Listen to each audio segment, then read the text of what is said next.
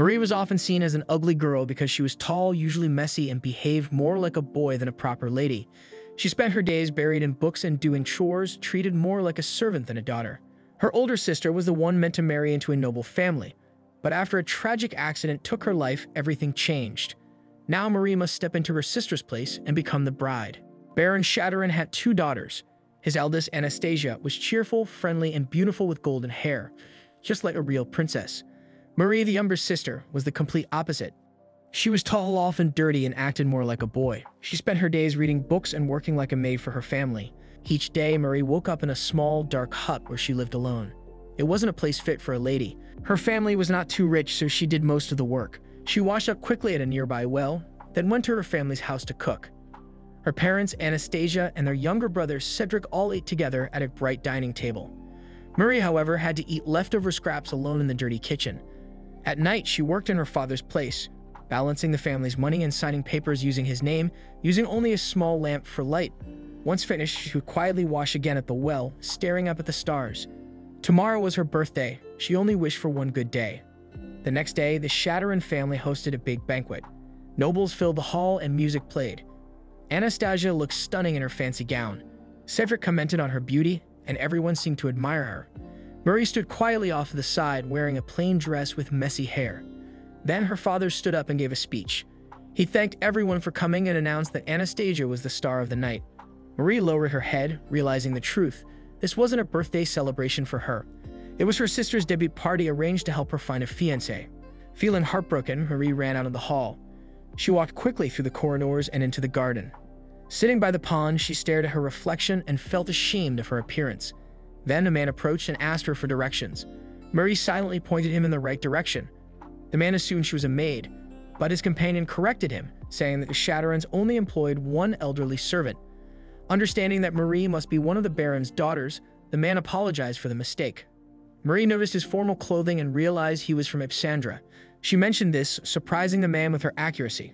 She spoke about Ipsandrian traditions and even shared a story about a red raggedy cat from their folklore. The man, whose name was Kairos, was impressed by her knowledge. Their conversation flowed easily. But then Marie remembered her father's warnings. He had always said that women shouldn't show off what they know. Suddenly embarrassed, she apologized and tried to leave. Kairos gently stopped her and looked at her kindly. Marie froze. His flawless face made her feel plain and worthless. Tears filled her eyes. Kairos apologized again for mistaking her identity but remained curious about why she wore such simple clothes. Marie answered honestly, saying it was because she wasn't pretty. Kairos responded by pulling her closer and telling her she was beautiful. Hearing those words was too much for Marie. She quickly told him where to find her sister and walked away in tears. She ran through the woods and returned to her tiny house. No matter how kind Kairos had been, her sadness wouldn't go away. A month later, a letter arrived at the Shadowrun home. It was a marriage proposal for Anastasia from Count Granado, a rich and powerful noble expected to become a duke. Their father was overjoyed and immediately ordered Marie to write a formal reply and send announcements to all nearby nobles and relatives. Later, Anastasia spoke to Marie in private. She admitted she was nervous about marrying a man whose face she couldn't remember. She had also heard troubling rumors about him disliking women. Marie tried to stay hopeful, pointing out that the letter at least sounded full of passion. Their mood lifted when the topic shifted to fashion. Anastasia had a secret love for designing suits for man. Since Marie was tall, the suits always looked good on her. Anastasia brought out one of her hidden outfits and made Marie promise to keep it a secret. Their parents had once destroyed her designs after finding out about her interest. Anastasia dreamed of starting a clothing business in the capital if their family ever became poor. She encouraged Marie to follow her own talents too. The two sisters loved each other deeply, but tragedy struck. Anastasia died in an accident on her way to meet Count Granado. Marie was devastated. She remembered how her sister had once told her the story of the red raggedy cat, and the memory brought tears to her eyes. As she sat remembering, her mother suddenly slapped her hard. Marie fell to the floor. Her mother screamed in anger, blaming Marie for Anastasia's death. She said that Marie should have died instead. Her rage continued until her father arrived and pulled her away, not out of concern for Marie, but to make sure there were no visible bruises. Her father then decided to send Marie to Count Granado in Anastasia's place. The family had already used up their wealth to prepare for the wedding. He told Marie this was the only way she could make up for everything. Though it didn't make sense, Marie began to believe she was at fault simply for being born. A few days later, Marie traveled with her father to the Count's estate. During the carriage ride, he kept reminding her how to behave, insulting her the entire time. Marie quietly agreed with everything and tried to smile, though he mocked even that. At the gate of the estate, the guards refused them entry. The letter had only arrived that morning. Her father became angry and tried to attack the maid who spoke to them, but she quickly defended herself and pinned him to the ground. Just then, Marie stepped out of the carriage. As she lowered her head, her veil slipped off. The maid immediately recognized her and called her Lady Marie. She introduced herself as Mio and ordered the guards to alert the Count. Inside Kairos, the same man Marie had met in the garden was furious when he learned that Anastasia's sister had come in her place. But when he saw Marie's face, his anger vanished. Marie was shocked to discover that the man she had met in the garden was actually Count Granado himself. Her father explained Anastasia's death, but when he tried to speak badly of Marie, Kairos gave him a cold warning stare. Calmly, Kairos announced that Marie would stay the night at the palace. Mio brought Marie to a private room and served her food. When Marie asked where her father was, Mio explained that he was in a meeting with Count Granado. As Mio prepared tea, Marie identified the blend and named the spices. Mio was impressed by her knowledge and sincere appreciation. Not long after, Kairos arrived at the door. Marie bowed and apologized again for her father. Kairos explained that her father had already left and taken the engagement gifts to Anastasia's grave. Kairos then asked if she was being mistreated at home. Marie said no. In her mind, her family's coldness was just tough training. She believed they were trying to help her survive, but Kairos thought otherwise. He remembered the clothes she wore at the banquet. Those clothes are for widows and servants, and became more certain that she had been abused. When he asked if she was unhappy, Marie couldn't answer. She had never allowed herself to hope for anything more. Kairos then gave Mio a quiet order to take her away. In her mind, Marie thought she was being sent away because she wasn't beautiful enough. But Mio smiled warmly and led her to a private bath. Marie assumed she was there to clean, but Mio explained the bath was meant for her. Inside, a bath caretaker named Tunica helped her undress and prepared a large tub filled with warm water and flower petals. Tunica gently washed her hair and skin, promising she would shine like a new person by the end. Marie slowly relaxed and even fell asleep in the warm bath. That evening, Kairos waited at the stairs. When Marie appeared, she looked like a completely different person. Her hair was smooth, her dress elegant, and her skin glowing. Even she couldn't believe how she looked in the mirror. One look at Marie leaves Kairos speechless. It truly feels as if she has been reborn. Kairos called his mother, Lulu, to meet her. Lulu studied Marie carefully from head to toe. As the head of the family, Lulu's approval was needed for the marriage to happen. After a long silence, Lulu finally said that Marie lacked something. Kairos was ready to defend her, but Lulu continued. What Marie lacked was confidence. She said Marie needed to learn how to carry herself with pride if she was to marry a duke, but she also said there was still time to learn. Mio congratulated Marie. It was only then that she realized Lulu had accepted her. The engagement was official, the room filled with cheers, but Marie stood frozen. Then finally she screamed she couldn't do it. That night, while gazing at the stars and sipping his wine, Kairos can't help but recall how lovely she is. But Mio soon pulls him back to reality. Marie has just rejected his marriage proposal. The memory hits him like a blow, and Kairos slumps onto the table in tears, unwilling to hear it repeated. Still, Mio reminds him it is her duty to deliver the truth. She adds without hesitation that he proposed to the wrong sister that night. It's true that the evening had been Marie's birthday, and no one would have guessed that the quiet girl sitting in the dark was the birthday girl herself. Kairos' father, Count Alfred Granado, had 2 wives. As children, Kairos and a girl used to share stories while arguments echoed down the halls from the Count's 2 households. His official wife was Lady Laura, a noblewoman, while his concubine was Lulu, a traveler from Ipsandros and Kairos' mother. One day, while chasing butterflies in the garden, young Kairos tripped and fell to his knees, crying loudly. Lady Laura approached and offered him a piece of sweet pastry. With just one bite, Kairos brightened. Laura smiled and admitted she had baked it herself. She teased him for trusting her so easily, but he was too taken by the flavor to mind. When she asked what other sweets he liked, he eagerly listed them, and Laura confessed her own love for sweets, explaining that baking helped her forget unpleasant things. Before leaving, she promised to make him chocolate cookies next time, and Kairos looked forward to it with innocent joy. Years later, Count Alfred summoned Lulu and Kairos for a private meeting. Despite Lady Laura being the official wife, all of her children were daughters, which meant only Kairos, the son of the concubine, could inherit the dukedom. Both Liu and Kairos were stunned. But the one most shaken was Lady Laura, who had been quietly eavesdropping outside the door. Then, one sorrowful night, a scream of grief rang through the castle. Kairos rushed toward the sound and found all his sisters gathered around Lady Laura's lifeless body. A half-eaten cookie lay in her hand, and beside her, a small vial of poison. Kairos was stunned. The woman who had once shown him such kindness had chosen death.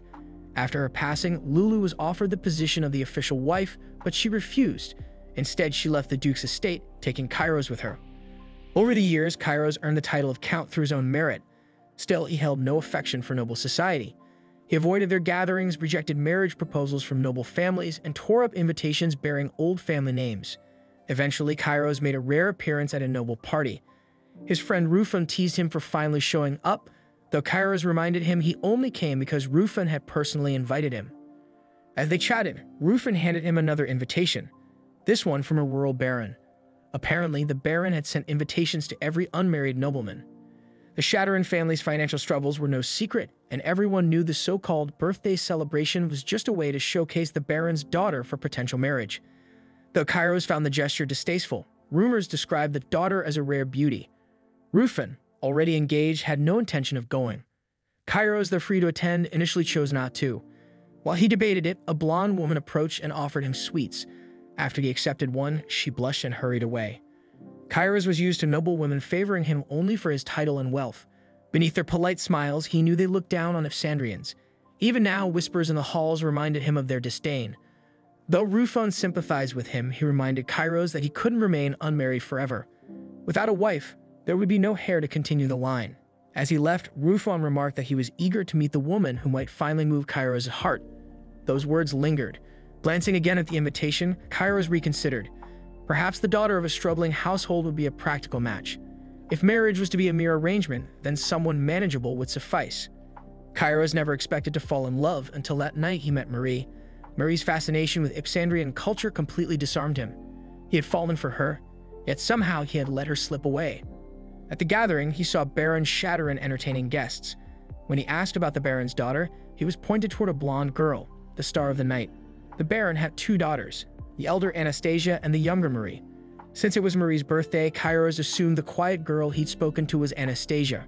Realizing his mistake, he searched the estate for the quiet girl from the garden, but she was nowhere to be found. So he sent a formal letter requesting the hand of Baron Shatteran's elder daughter, Anastasia. When her reply came, Kairos spared no expense to prepare. He arranged jewels, dresses, maids, even a body pillow to ease his sleepless nights. But tragedy struck. News arrived that her carriage had fallen. His heart shattered. Only then did the truth emerge. The girl he had fallen for was not Anastasia, but Marie, younger daughter. Back in the present, Mio tried again to pull Kairos from his sorrow. He winced, unwilling to hear the truth aloud, but Mio pressed on. She reminded him that when Marie arrived at the castle, transformed, he rejected her without knowing. On her very first day, he had her sent away. To Marie, it must have seemed like he was disgusted. No wonder she believed he wanted nothing to do with her. Kairos now hoped that clearing up the misunderstanding might mend things. Mio agreed. After all, he was the only one truly in love. Together, they went to Marie's quarters, hoping to see her smile. In her room, Marie stared at her reflection. Her tattered clothes and messy hair had been replaced overnight, and the transformation made her nearly unrecognizable. Her thoughts scattered at the sound of a knock. When Mio and Kairos entered, Marie bowed her head immediately and apologized. She admitted she panicked during the proposal and acted improperly. Kairos, understanding her distress, pulled her to stop bowing. When she looked up, he saw her clearly and blushed. Mio stepped on his foot discreetly to bring him back to his senses. With a steady breath, Kairos began to explain. He assured Marie that he didn't hate her. Not at all. He believed she had come to the castle of her own will. Regardless of the confusion, his feelings were sincere. He wanted her to be his wife. To his surprise, Marie accepted. She explained that she had been shocked earlier and had meant to refuse. She never intended to reject him and had understood the situation from the start. She believed the marriage to be one of convenience. After all, Kairos had fallen for the beautiful Anastasia, or so she thought. Now, with Anastasia gone, the burden fell on her. Marie, the useless younger sister. She accepted this and even said Kairos could treat her however he wished. Kairos was stunned by her self-deprecation. He explained again that while his intentions began as political, his feelings had changed. The letter he had written, though addressed to Anastasia, was meant for the girl he had met in the garden. She nodded, saying she knew his feelings had been meant for someone else. That was exactly why she misunderstood everything. Kairos wanted to say more, but the bell rang. It was time for dinner. At dinner, Marie was stunned by the richness of the food. She had never eaten anything like it. Before she could comment, Kairos put down his utensils. He could wait no longer. He confessed that the letter had never been meant for Anastasia. He had confused the names. The one he had fallen for was Marie. Though she responded politely, Kairos could see that she didn't believe him. She thought he was only trying not to hurt her feelings. Deep inside, she believed he was marrying her out of convenience. She assumed that in time he would take a concubine and she would return to her old life. Still, she didn't mind. She had lived that way before. She could live that way again. Later, during tea, Kairos gently told her he loved her. Mary found the idea absurd and remained silent. Her lack of response unsettled him, but he continued. Regardless of how she felt now, their engagement would proceed. The ceremony was set in 3 months and he would handle all the arrangements. Before he could leave, Marie asked for a favor. She wanted to return home once before the betrothal. She explained that her father expected her to serve as a one-night comfort and be cast aside. She wanted to hear his final instructions herself. The request frustrated Kairos. He told her he would need time to consider it. Not long after, Mio brought news. Marie was forbidden from returning home. If her family wanted to visit, they would need Kairos' permission. Then gently, Mio asked a question she had long kept to herself. She wanted to know why Marie believed she was ugly. After a long pause, Marie revealed that her parents had made sure she saw her reflection only when she was ragged and dirty. Sympathizing, Mio took her hands and encouraged her to see her true self in the mirror. That night, alone in her room, Marie gazed at her reflection. She thought of Mio's words, but deep down, she believed she had never truly seen the real her. She sat on the edge of the bed and her expression changed as she sank into the soft mattress. Lying down, she stared at the ceiling in quiet wonder. The palace, the clothes, the maids, and the count who now wanted to marry her. It all felt like a fleeting dream. One she feared would vanish when she awoke. Even as she tried to sleep, Kairos' words echoed in her mind. And even if it was just a dream, she wished it could last a little longer. When morning came, she instinctively rose to begin her chores. But the sunlight streaming in reminded her where she was. She closed her eyes again, unable to believe it. Soon, Mio arrived with 2 attendants. As they bowed, Marie instinctively bowed even lower. Mio gently reminded her to be at ease. Now that she was the Count's fiancé, they would serve her needs from this day forward. Hannah and Lisa, the 2 attendants, were now by her side. Everything still felt like a dream to Marie. Having 2 attendants to help her was far beyond anything she was used to. The attendants looked at each other, quietly watching how she behaved. Despite feeling nervous, Marie asked where they came from. They told her they had worked in the royal palace and were recommended by the 3rd prince. Their graceful manners reminded Marie of her own parents. Before she could think more about it, Mio gently called her name and asked if she was ready for breakfast. When Marie sat at the table, she was amazed by the large amount of food in front of her. Mio explained what each dish was, and Marie noticed how many different kinds of meat there were. It seemed the kitchen had prepared many options to see what she might like. Sensing Marie's hesitation, Mio kindly told her that she didn't have to eat everything and could choose what she liked. Marie then offered to share her food with Mio, but Mio refused, saying that attendants were not allowed to eat with their master. With no other choice, Marie took a bite. To her surprise, the food tasted amazing, and soon she was eating happily, plate after plate. Even when she started to feel full, she kept going because everything was too delicious to leave behind. Eventually, her stomach couldn't take any more. Mio quietly cleared the table, and Marie felt bad for leaving any food unfinished. The next item on the schedule was a tour of the palace. But first, Mio brought Marie to a wardrobe room. With the doors open, Marie was shocked to see so many gowns and shoes inside. She made a joke to herself about having only one body and not being able to wear them all. Mio explained that the wardrobe was filled with clothes for all seasons and special events. When Marie was asked to pick one, she felt overwhelmed by the number of choices. In the end, Mio chose a soft yellow dress for her. As they walked through the estate, Mio told her the history of the place. The Granada Castle was originally built as a border defense. After the war, the family earned the title of Duke and were given their own lands to govern. Although connected to the royal family, they were not in line for the throne. These days, the castle was mainly used for important gatherings. Their next stop was the manor house where Marie would live. As they entered through a side door, Marie saw a beautiful yard filled with plants and flowers. Mio said the Duchess herself had designed the manor. The first floor had the kitchen, rooms for staff, and private rooms for close family and guests. While they were walking through the hall, they ran into Thomas. Marie quickly bowed and apologized for how her father acted during their first meeting, but Thomas simply brushed it off. They introduced themselves properly, and Marie recognized his name from a story about a hero who once discovered an island. Thomas confirmed it, saying he lived there. But before the conversation could continue, Mio stepped in and pulled him aside without hesitation. She firmly warned him not to get too close to the Duke's fiancé, and Thomas backed away, clearly apologetic. As Marie looked around the manor, she started to wonder if Kairos did trade with countries from all over the world. Mayo explained that he mostly traded within the kingdom of Efandro. Marie had asked because she thought the handmade decorations around the house were from foreign lands, but Mayo said they belonged to the staff, who came from many different places.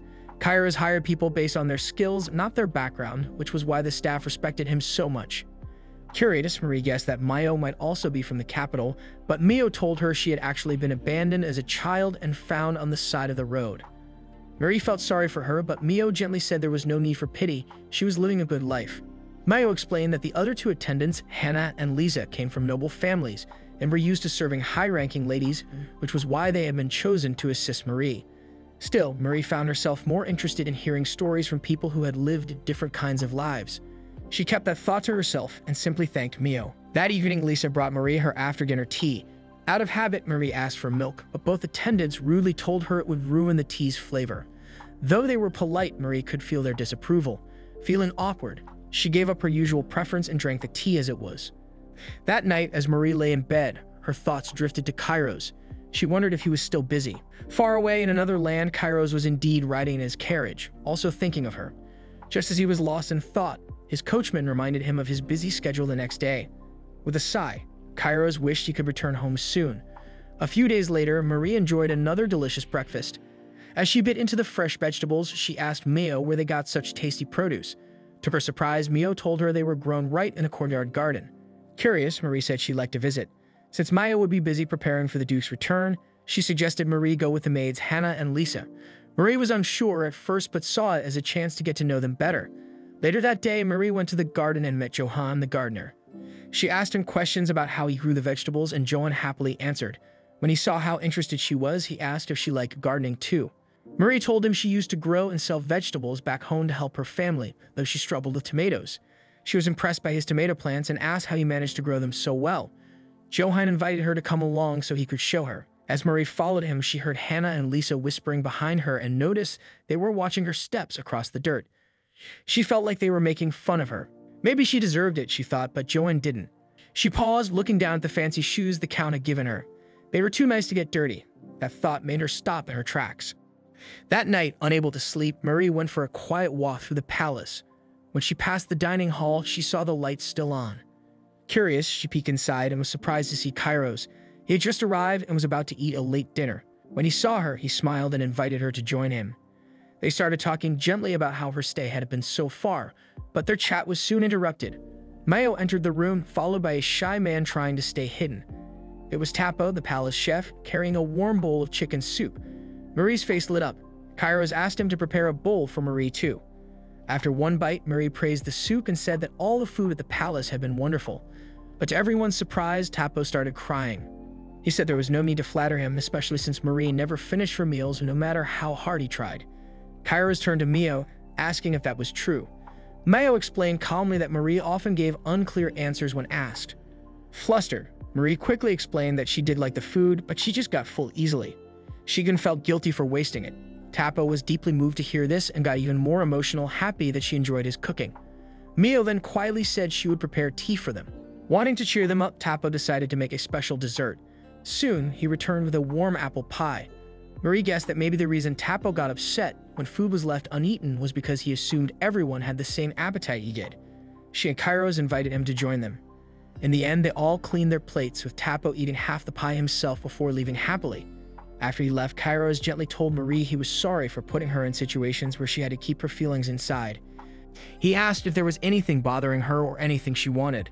Marie said no, but you mentioned Hannah and Lisa. Marie hesitated and said they were kind and took care of her, but Kairos wasn't convinced. He told her that, as the future duchess, she deserved attendants who suited her better. She didn't need to pretend to be happy if something bothered her. He encouraged her to be honest about her feelings. But Marie had never asked for anything in her life. She was used to accepting whatever was given. To her, that had always been enough. She didn't want to seem ungrateful after receiving so much kindness from the Count. But Kairos gently promised to give her anything she wanted. Those words quietly broke down a wall inside her. Their quiet moment was interrupted again when Mayo returned, carrying their tea along with a huge pile of mashed potatoes. At first, they thought it was for them, but Mio took it away. It was her midnight snack. On the table, 2 small kettles were stacked over a burner. Kairos explained it was a traditional Ipsandrian tea set. The fire heated both kettles. Once the water boiled, it was poured over the tea leaves, then placed back on top. Later, the strong tea was poured into cups and mixed with hot water to adjust the taste. As they waited for the tea, Kairos asked Marie to tell him something about herself, but her mind went blank. The only memory she could think of was playing word chain games with her sister. Kairos then suggested they change the rules. They'd only say things they liked. He started the game with the word Marie, but she insisted they begin with A, so he changed it to apple pie. Marie replied with exciting if Sandrian stories, a phrase that caught his attention. It was the same thing she'd said when they first met. They continued the game, taking turns. Kairos kept naming sweets, while Marie listed farming products, simple and practical things.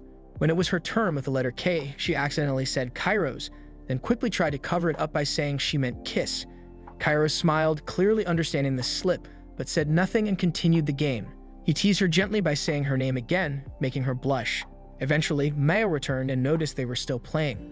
Only then did they realize the fire had gone out and the tea leaves were completely burnt. They tried to drink it anyway, but the taste was awful. Kairos asked Mio to fix it with milk and sugar, but she dryly replied that the two of them were already sweet enough. As Marie was about to fall asleep, her thoughts kept her awake. Memories came back to her. How she was chosen as a stand-in for her sister's engagement, how Hannah and Lisa treated her cruelly. But Kairos was different. He truly wanted to understand her. Meanwhile, in his room, Kairos hugged his pillow and thought about Marie. Just then, Mio walked in and caught him. Startled, Kairos quickly straightened up, but Mio simply asked how he felt after not seeing Marie for several days. To her surprise, he calmly said that he loved Marie and found her beautiful, which only made Mio more frustrated. She remembered how 5 days earlier, Kairos had told her to treat Marie with the highest care and give her everything she deserved. He believed Marie hadn't been treated kindly at home and wanted to surround her with comfort. But no matter what he gave her, Marie seemed to avoid those luxuries. Mio then shared her own story. She had been abandoned as a child but was taken in and raised by Lulu. Over time, she became the head chamberlain of Grenova's castle, a position much higher than expected for someone like her. She thanked Kairos for changing her life. Kairos didn't quite understand what Maya was trying to say, so she explained that she related to Marie. Coming from a poor background and suddenly stepping into nobility was overwhelming. She believed Marie felt lost and unsure, just as she once had. Back then, Mayo had feared it could all disappear one day. Kairos firmly said nothing would disappear. Marie was perfect the way she was. Just like Mio fulfilled her duties and Lulu treated her like a daughter, Marie also belonged. Mayo was surprised by his words and praised him for always valuing people. Then Kairos mentioned his upcoming trip and asked Mio to make sure Marie stayed comfortable. Even while discussing serious matters, he couldn't help but gush about Marie, hugging his pillow and rolling around with joy. The next day, Marie noticed her meal was smaller than usual, but just right. She finished it easily and felt satisfied. As she enjoyed her tea, Mio joined her. Marie was happy. She had always hoped to share a quiet moment like this with her. Then it hit her. Kairos must have left already. Mio confirmed it, saying Hannah and Lisa were now attending to Kairos so Mio could focus on Marie. As they chatted, Tapo the chef arrived with a tray. On it was a white pudding made of almond and fresh milk. He offered Mio a plate too. They both took a bite and froze in delight. Tapo proudly said he'd make more pudding for everyone, but Marie quickly warned him that Hannah and Lisa might not like milk. Mayo raised an eyebrow and asked why Marie thought that. Marie then shared a small story. Once she had asked for milk in her tea, but Hannah and Lisa had refused. As Mio listened, her expression turned serious. As they walked down the hallway chatting, Thomas approached with a box addressed to Marie from the Shatterin household. Mio scolded him for not inspecting it first. Flustered, Thomas dropped the box, spilling its contents. He said Hannah and Lisa had already checked it. Among the mess, Marie found a letter from her mother and some old belongings, items clearly meant for a servant, not a noble. Mio realized immediately. Hannah and Lisa had tried to shame Marie. Enraged, Mio followed the sound of mocking laughter. Meanwhile, Marie quietly gathered her torn storybook and a red stuffed cat, trying to fix them. Moments later, Mio returned, dragging Hannah and Lisa with her and throwing them onto the floor. The two maids mocked Mio, calling her just a maid. They bragged about being recommended by Prince Rufin and claimed they would serve in the royal palace. Despite Mio's high rank, they insulted her and Marie, calling Marie a barbarian and Mio a forsaken child. Mio finally lost her temper. With sharp eyes, she called them foolish. Hannah charged at her, but Mio flipped her to the ground with ease, then did the same to Lisa. Thomas apologized again, but Mary said it was fine. She only asked for a needle and thread to fix her storybook herself. Later, Marie joined Johan in the garden, now dressed for gardening. Johan welcomed her happily. As she planted seedlings, memories returned of helping her family back home. But this time it felt peaceful, not like work, but like something she loved. Johan apologized for being distant before. He didn't want to cause trouble, especially as a foreign servant. Marie reassured him that she didn't care about such things. Everyone at the castle felt like family. Johann smiled, saying Kairos often said the same. As they worked, Thomas arrived with news. Kairos was leaving. Marie hurried to say goodbye. She found him tired, likely from thinking about her all night. As they spoke, Mayo mentioned removing Hannah and Lisa from duty. The two maids erupted in protest, claiming they were chosen by the prince and meant to be Kairos' concubines. They insulted Marie, calling her ugly and a replacement for a dead woman. That's when Kairos snapped. He scolded them harshly, saying they lacked any trait he could ever love. Unlike Marie, then he ordered them to be removed immediately. After they were gone, Kairos and Marie stood alone in the garden. He picked a flower and gently placed it behind her ear. He complimented her red hair, bright eyes, intelligence, curiosity, and her warm smile. Everything about her, he said, was beautiful. As he leaned in to kiss her, Mayo interrupted, reminding him of the time. They had forgotten she was still there. Nearby, Tunka and Johann watched and chuckled quietly. That same day, Kairos left for the royal palace. He would be gone for 10 days. When he returned, preparations for their engagement would begin. As Marie watched him go, she felt uneasy despite his reassurances. That night, Marie received a letter. It was from Prince Rufin, inviting her to a royal event. But the tone felt more like a demand. The prince wrote that everything was prepared and hinted that rejecting the invite could lead to grudges. Rufin, the third prince and head of the royal knights, was known for his charm and playful ways. The suddenness of the letter and its tone made it clear she had no choice. The next morning, a royal carriage arrived. Mary stepped inside, amazed by the luxury. Soon, she arrived at the palace. Mayo explained the kingdom of Dilts and wondered why Marie was summoned, perhaps because Rufin had recommended Hannah and Lisa. As they walked, Mayo described Rufin's odd sense of humor, but reassured Marie that he wasn't a bad person. They explored lively streets full of music and laughter. It had been 50 years since the war and the kingdom was thriving. Mayo handed Marie a local snack. As they enjoyed it, Mayo noticed Rufin was missing. She warned Marie to stay put if anything strange happened. Then she spotted him and rushed off. Left alone, Marie promised not to move, but then saw an apple peeling contest flyer. Curious, she walked over and asked to join. The vendor was shocked. A noblewoman with a knife? His comment reminded Marie of Hannah and Lisa's cruel words. But the vendor handed her an apple proudly, saying it bore the knight's stamp of approval. Just as the contest was about to start, someone snatched the apple from her. It was Prince Rufin. Grinning, he teased her and took a bite of the apple. Marie demanded it back, but he refused. Only when the vendor called him Highness did Marie realize who he really was, Prince Rufin himself. Mayo returned and confirmed everything. Rufin had simply been playing one of his usual tricks. The Rufin she saw earlier was just a decoy. With a respectful bow, he introduced himself, not only as a prince, but also as Kairos' friend. And in that moment, Marie saw the kind of man he truly was. After introducing himself, Rufin walked with Mayo and Marie around the kingdom. While they strolled, Mayo scolded him for arriving late. He apologized over and over, trying to make up for it. To lighten the mood, he suggested visiting the noble salon for a fancy buffet. But Marie refused. The memory of how Hannah and Lisa had treated her made her uncomfortable with noble traditions. Rufin apologized again, admitting he had made a mistake recommending those girls without knowing their real nature.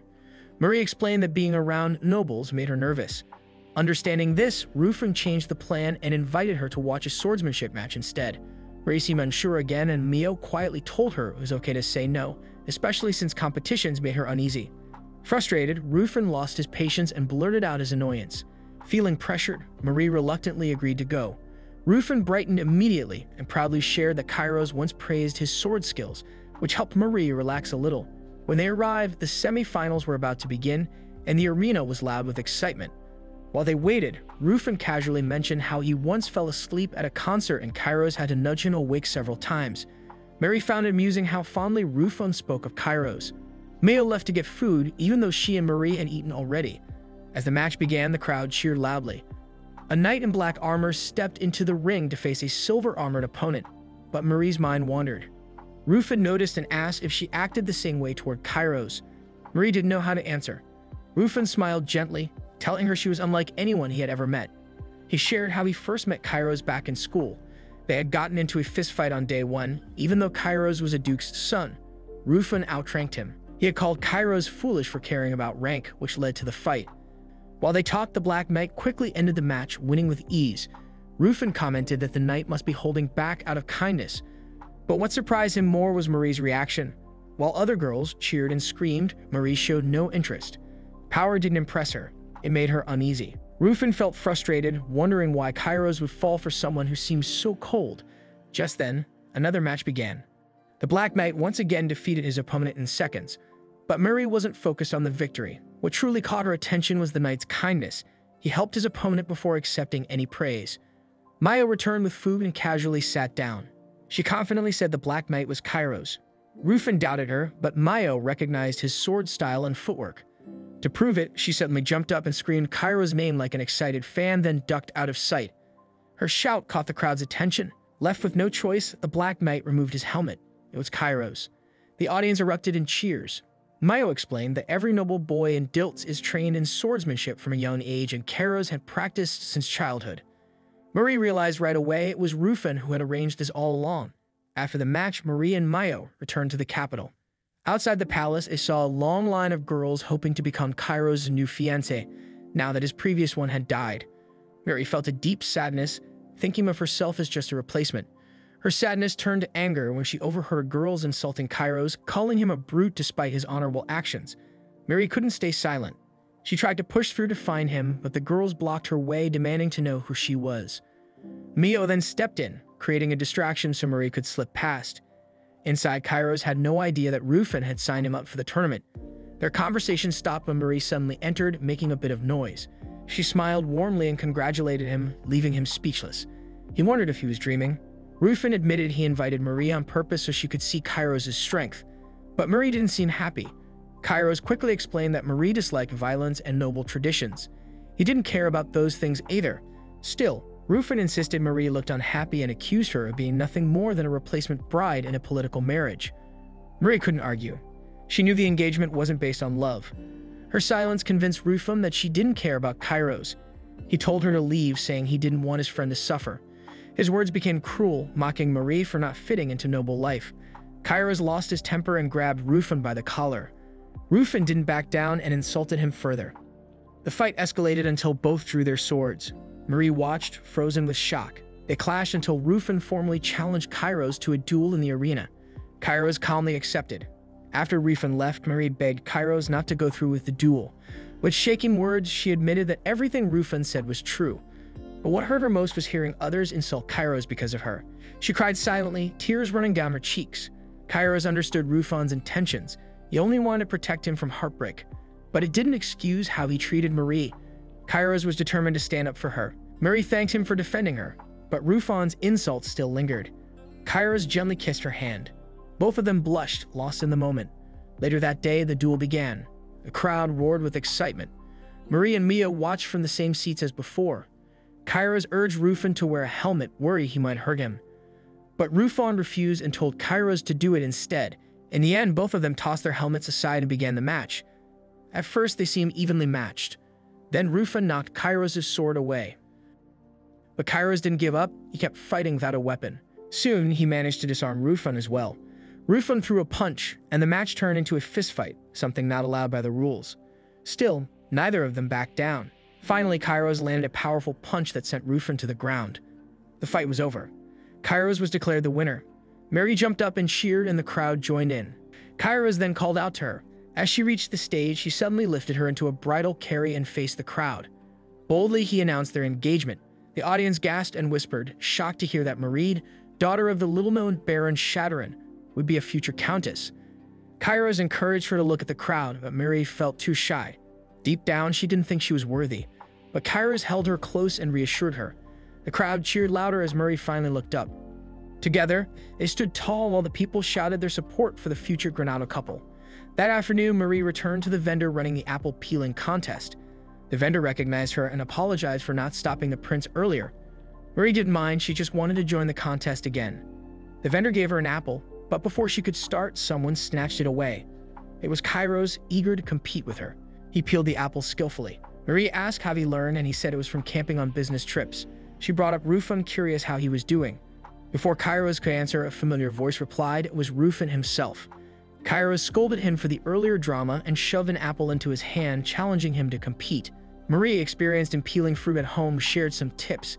Kairos complimented her as they worked, which made Rufin grumble that Marie didn't even like him.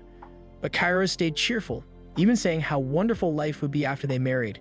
Seeing how sincere his friend was, Rufin finally gave up. As he turned to leave, Marie called out. She asked if he would tell her more stories about Kairos another time. She realized Rufin only brought her here to show her Kairos' good side. Rufin accepted and took a bite of the apple, only to find out it was a display apple. Kairos had tricked him. The two started teasing each other again, and Rufin stormed off, muttering under his breath. When it was time to leave, Mio said she needed to stay with her master. Marie would be returning with the coachman. Before parting, she and Kairos exchanged soft words that turned into sweet compliments. Then Marie did something unexpected. She leaned in and kissed Kairos on the cheek before quickly rushing into the carriage. Kairos stood frozen, stunned by her sudden gesture. He took a few steps after the carriage, watching it leave. Inside, Marie stared out the window. In a few months, she would marry Kairos, the man once promised to her sister. Though the engagement started as a political deal, she now silently wished for a marriage built on love. Meanwhile, Mio delivered a letter to Kairos. It was from House Shadowrun. As he read the message, his expression darkened. The contents made him wonder, what is Shadowrun's really Marie's parents after all? A letter soon arrived from Baron Shadowrun and his wife. It was full of harsh and abusive words. They cared nothing for Marie's well-being, only about bringing her back to enslave her again. This left Kairos deeply troubled, wondering how they could treat Marie with such cruelty. While preparing to leave on business, he asked Mio to investigate further on his behalf. A month passed since the festival. On this bright morning, Marie stood by the window, admiring the weather and feeling hopeful for the day ahead. A knock on the door interrupted her thoughts. It was Wolfgang, her butler. Just as she greeted him, a young girl ran forward and hugged her tightly. Wolfgang introduced the girl as Cecily, his granddaughter and apprentice. Cecily proudly showed off the buns in her hair, and Marie warmly complimented them. During their pleasant exchange, Cecily mentioned that Maya would still be away for the day, so she would attend to Marie in the meantime.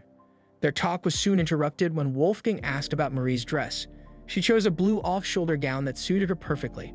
Both Cecily and Wolfgang admired her appearance, and Wolfgang teased that Kairos would surely embrace her when he saw her. His words made Marie blush, for lately Kairos had begun to affect her in ways she could not explain.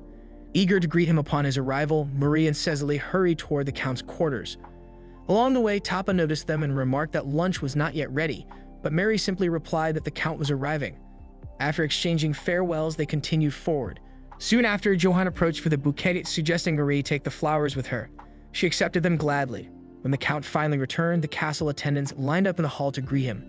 But what drew his eyes most was Marie, standing gracefully at the top of the staircase in her gown, holding the bouquet. She descended slowly and offered the flowers to him. Kairos, however, did not take them. Instead, he told her they suited her better and that she herself was like a flower, an even greater gift.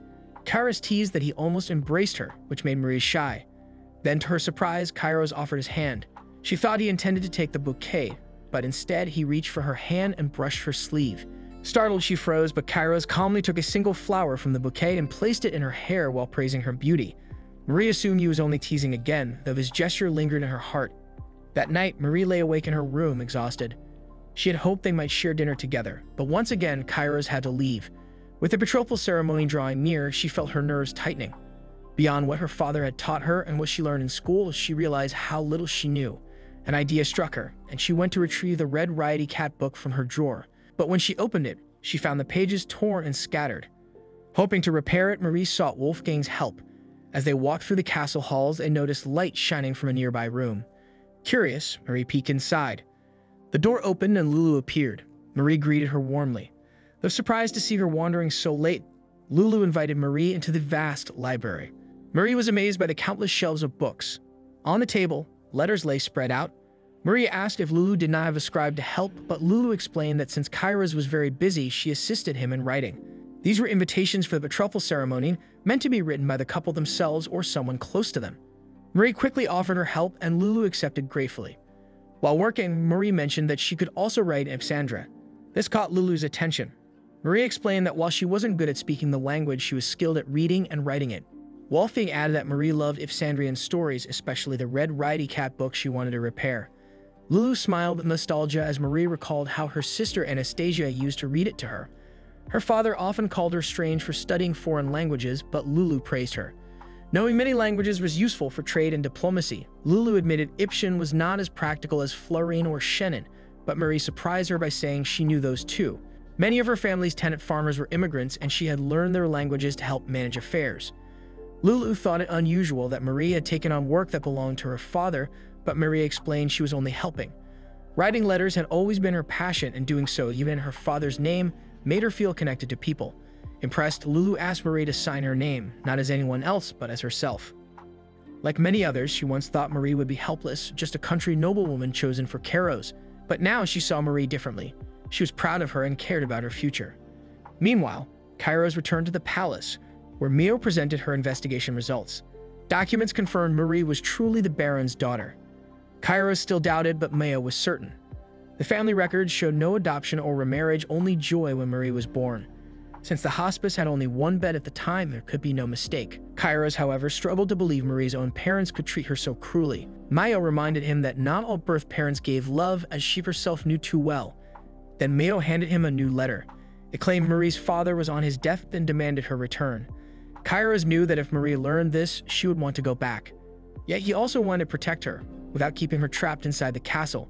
As he walked down the hall, Kairos overheard Lulu teaching Marie how to curtsy. Looking in, he thought Marie was being bullied and rushed in to stop it. But Marie greeted him warmly, leaving him flustered. Lulu then asked him to be Marie's practice partner. Kairos believed such formality was unnecessary, but Lulu insisted and praised Marie. To his surprise, Marie's movements were graceful and poised. Lulu also revealed Marie's role in writing the betrothal letters. Though Kairos disliked the idea, Lulu reminded him not to treat Marie like a fragile bird, but to let her grow. Their talk was cut short when Marie asked how she had done. Kairos complimented her, and Marie beamed with joy. Her smile reminded him of the first time he had seen her look so genuinely happy. Later, Lulu suggested a tea break. As Marie was about to leave, Kairos stopped her and handed her the letter from home. He said that if she wished to return, he would go with her. But Marie quickly dismissed it. She said the letter was false. Though the handwriting matched her father's, she reasoned that if he were truly dying, he couldn't have written it. She suspected there had been other demanding letters too, which Kairos admitted. He apologized, but Marie brushed it off. She explained her family probably just wanted her back to work as a maid. They didn't want her for herself, they hated her. At last, she understood that their cruelty had never been discipline, only hatred. Kairos had once thought Marie accepted it because of her appearance, but now he saw her strength. Marie thanked him, saying his care and the kindness of the castle people had helped her realize her own worth. He embraced her, creating a tender and awkward moment. During tea, Tonka casually praised Marie's outfit, which she accepted with gratitude. Encouraged, Kairos also tried to compliment her, but Marie grew shy and flustered. She admitted she wasn't used to compliments from men, making Kairos quickly apologize. Soon after, Tapo arrived with a blueberry tart and praised her as well. This time, Marie answered gracefully, which unsettled Kairos. He realized Tapo was also a man and wondered if Marie's discomfort came from his own absences. He silently promised himself to stay by her side more. But Marie was already distracted, greeting Mayo, who had just arrived. Mayo asked Kairos for a leave of absence, explaining she needed to travel to a distant place even though she had just returned. She described her plans with such charm that Marie began to suspect she was going to meet a secret lover. Mayo advised Marie instead to spend private time with Kairos since their betrothal ceremony was approaching that very night. Before Mio left, Kairos handed her a pile of letters to deliver to Baron Shatterin if she met him. The letters contained warnings against anyone speaking ill of Marie and listed all her good qualities. He also gave her a purse of gold coins and instructed her to use the royal carriage. Though Mio was strong, he insisted that one of his attendants accompany her for safety. The next day, Mio departed with Thomas traveling by her side. She wore unusually casual clothing, which surprised him. He thought it unwise for him to accompany her and assumed she was meeting a lover. But Mayo explained that she was heading to the Shatterin lands where a tragic accident had occurred 2 months earlier. The package from Marie's parents had included another letter, this one from her younger brother Cedric, announcing Anastasia's return. Thomas was shocked, believing she had died. A story claimed her carriage had fallen off a cliff, but investigations revealed that bandits had attacked them. While fleeing toward the river, the carriage was overturned by the muddy current. Even so, Mayo insisted there was no way Anastasia had survived. The river was too cold and swift, and rescue had not reached them in time. In the Shatterin home, Melvira, Marie's mother, was happily combing the golden hair of the girl she called Anastasia. That marks the end of today's Recap. If you enjoyed the video and want more of it, please support the channel by leaving a like and subscribe. Let's help us reach a current goal of 10K subscribers.